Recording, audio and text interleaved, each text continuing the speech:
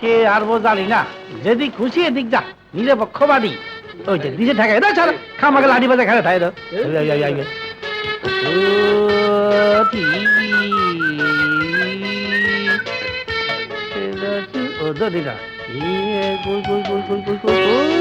এই যে জায়গা মতো উঠছে রে।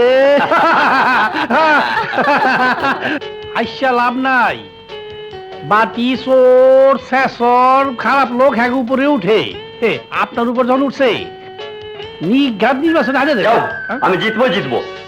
রাজভাই ঠিকই বলেছে, তুমি হেরে যাবে।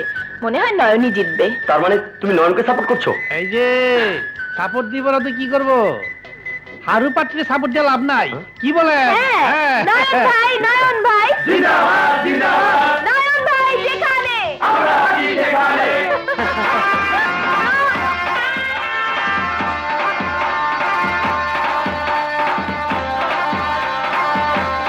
নয়ন ভাই, নয়ন ভাই, জিন্দাবাদ জিন্দাবাদ, নয়ন ভাই যেখানে।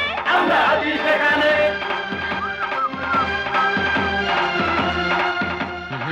নয়ন ভাই বললে কেন? ডার্লিং বললে ভালো হতো না? বলবো নয়ন দা।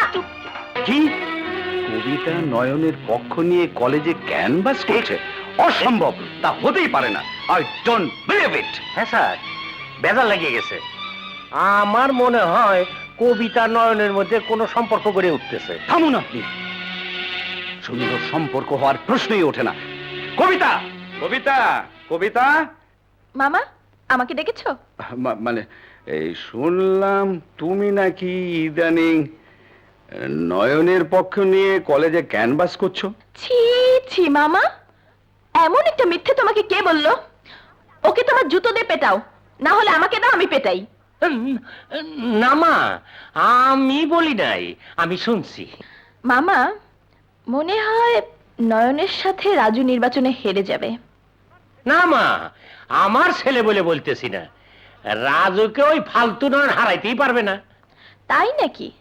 দেখা যাক কে হারে কে জেতে।